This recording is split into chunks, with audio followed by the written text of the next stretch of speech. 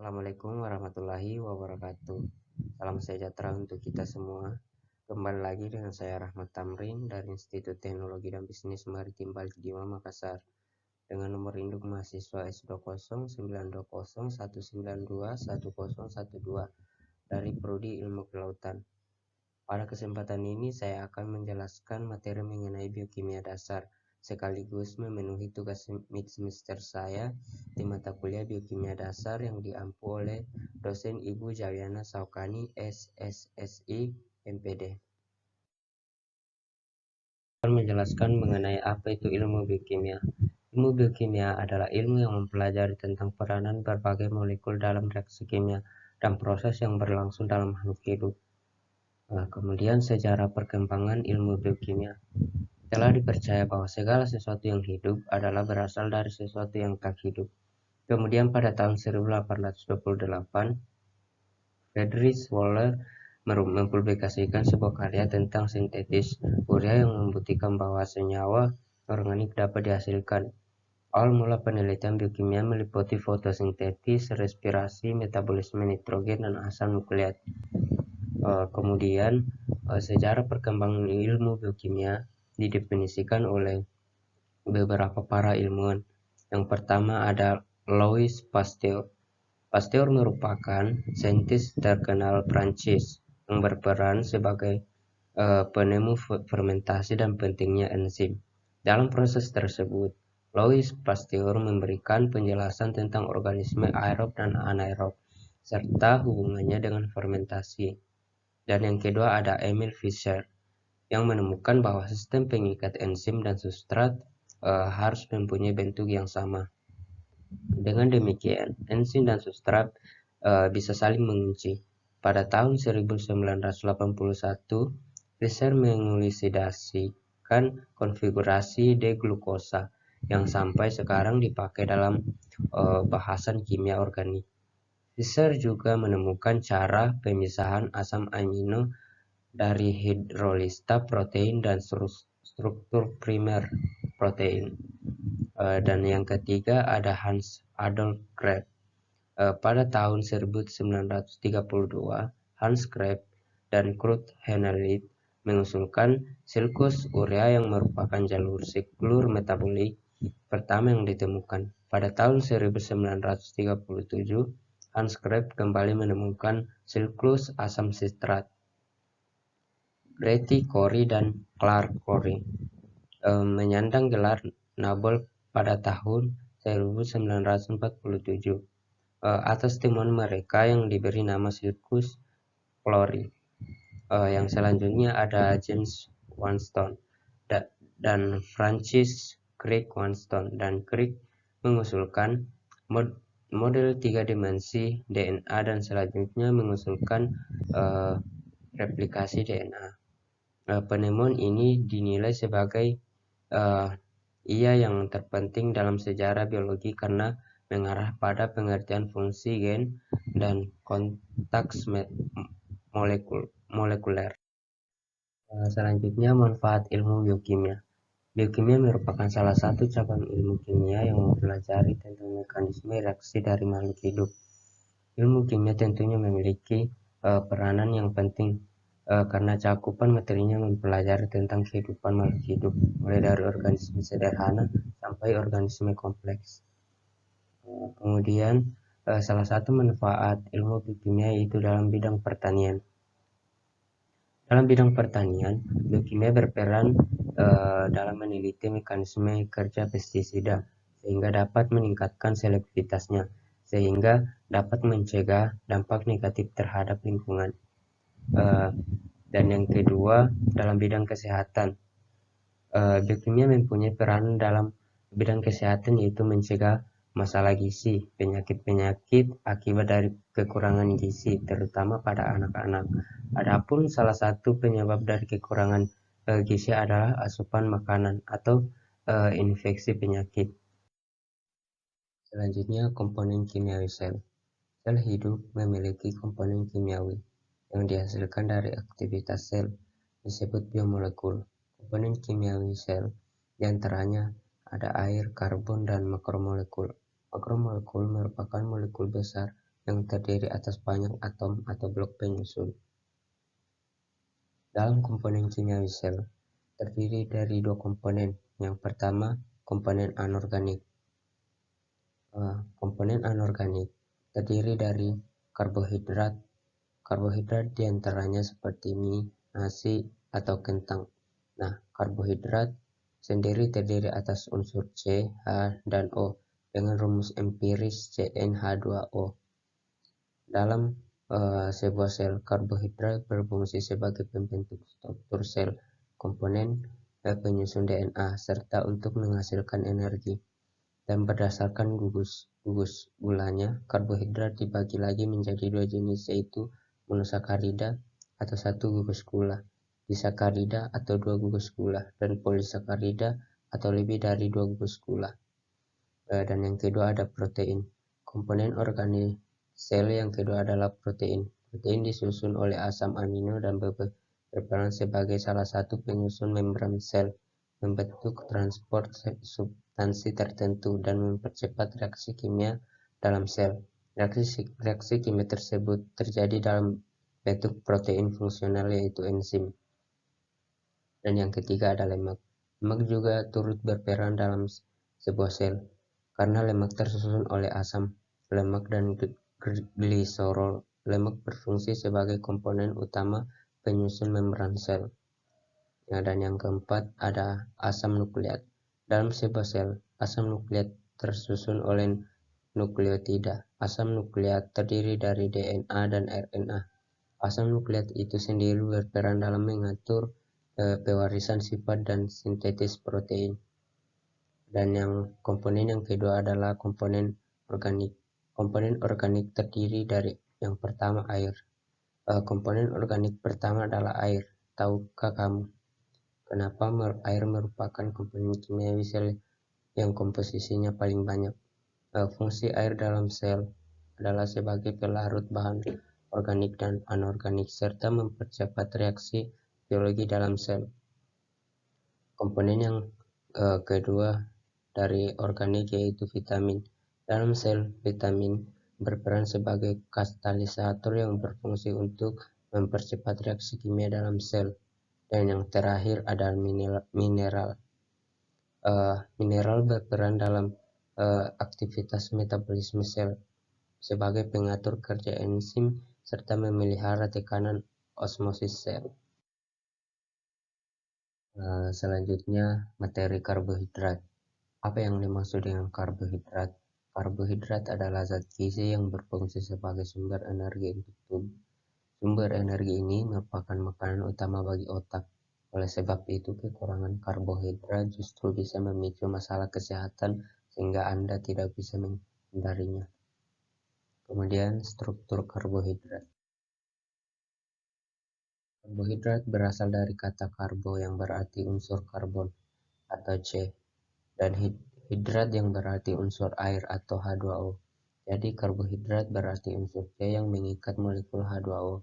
Karbohidrat merupakan senyawa yang terbentuk dari molekul karbon, hidrogen, dan oksigen. Rumus umumnya dikenal dengan CH2ON. Secara struktur, karbohidrat memiliki 4 gugus, yaitu gugus hidrogen atau min-H, gugus hidroksil atau min-OH, gugus keton atau C sama dengan O, dan gugus aldehid atau min-CHO. Karbohidrat juga didefinisikan sebagai polihidroksi aldehid atau polihidroksi keton. Polihidroksi aldehid yaitu struktur karbohidrat yang tersusun atas banyak gugus hidroksi dan gugus karbonilnya berada di ujung rantai, sedangkan polihidroksi keton yaitu struktur karbohidrat yang tersusun atas banyak gugus hidroksi dan gugus karbonilnya berbeda di selain ujung rantai. Selanjutnya sumber karbohidrat. Sumber karbohidrat yang pertama adalah serealia. Serealia mengandung pati, yaitu polisakarida utama yang terdapat pada tanaman yang dikonsumsi sebagai bahan pangan pokok. Serealia mengandung bentuk pati, amulisa, dan amulipektin. Contoh serealia yaitu padi atau beras, jagung, gandum, jelai, hafer, dan gandum hitam. Yang kedua yaitu umbi-umbian. Umbi-umbian sebagai bahan makanan pokok juga mengandung pati, amylase, dan amilopektin. Contoh umbi-umbian yang yaitu kentang, singkong, dan ubi jalar. Nah, yang ketiga itu kacang-kacangan. Kacang-kacangan juga termasuk jenis makanan yang merupakan sumber karbohidrat. Kacang-kacangan juga mengandung pati, amylase, dan amilopektin, seperti umbi-umbian dan serelia. Contoh kacang-kacangan yaitu kacang polong, kacang kedelai, kacang merah, lentil, kacang Arab, kenari, almond, dan lain-lainnya.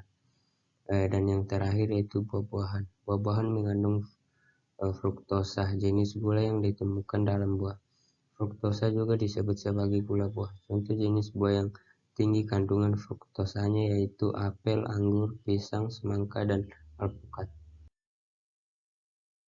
Selanjutnya fungsi karbohidrat. Fungsi karbohidrat ada 4. Yang pertama itu sumber energi utama. Sebelumnya telah disebutkan bahwa fungsi karbohidrat yang utama adalah sebagai sumber energi bagi tubuh.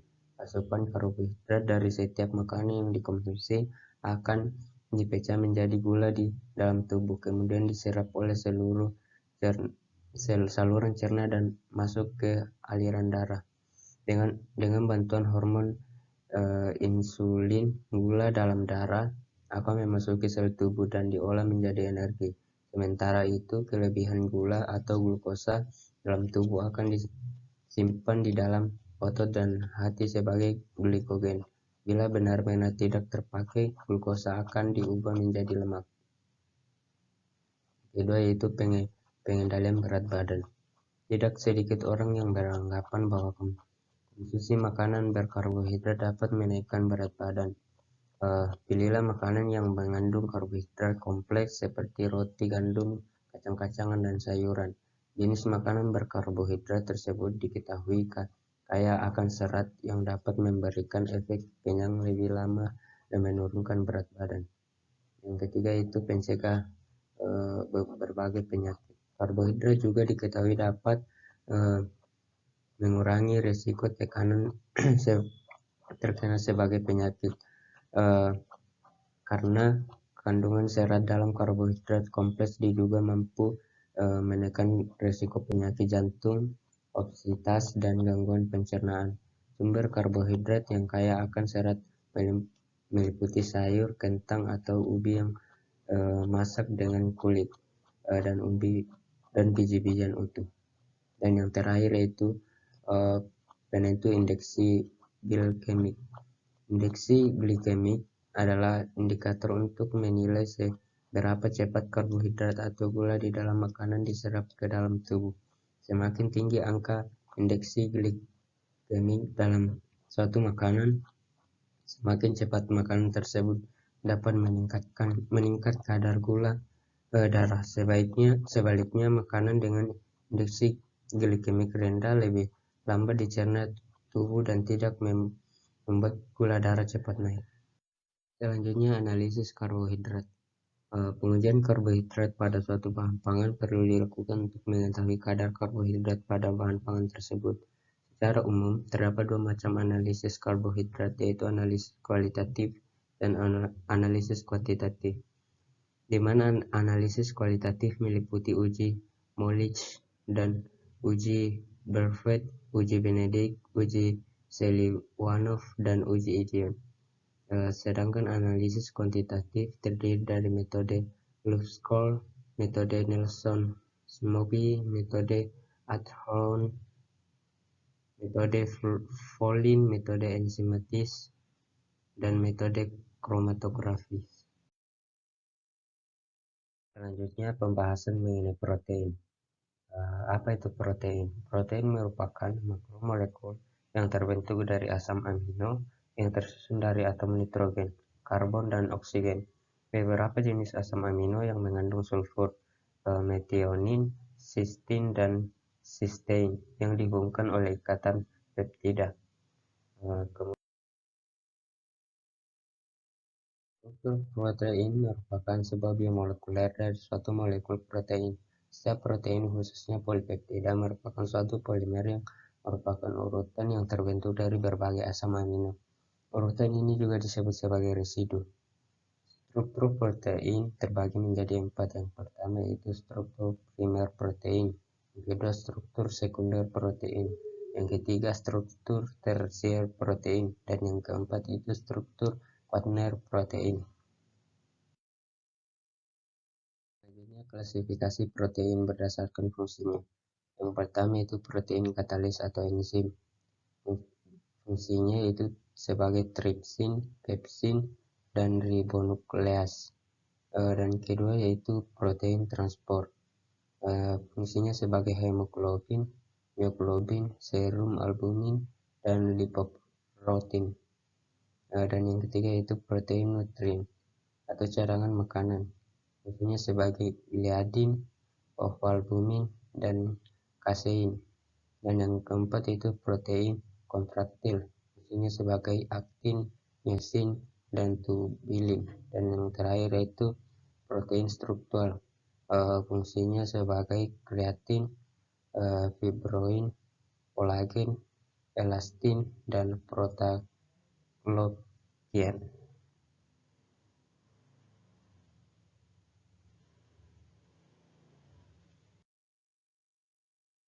Selanjutnya sumber protein. Protein bisa didapatkan dari unsur hewani seperti dari mengonsumsi daging sapi, telur, seafood, ikan, dan kacang tanah. Selanjutnya protein yang bersumber dari unsur nabati seperti tahu, tempe, dan brokoli. Selanjutnya analisis protein. Analisis protein terbagi menjadi dua yaitu kualitatif dan kuantitatif. Secara kualitatif adalah analisis yang bertujuan untuk mengetahui ada tidaknya protein dalam suatu bahan. Kemudian secara kualitatif yaitu dapat dilakukan dengan reaksi Santo-protein, reaksi Hapnis-Cole, reaksi Million, reaksi nitropusida, dan reaksi Saguchi.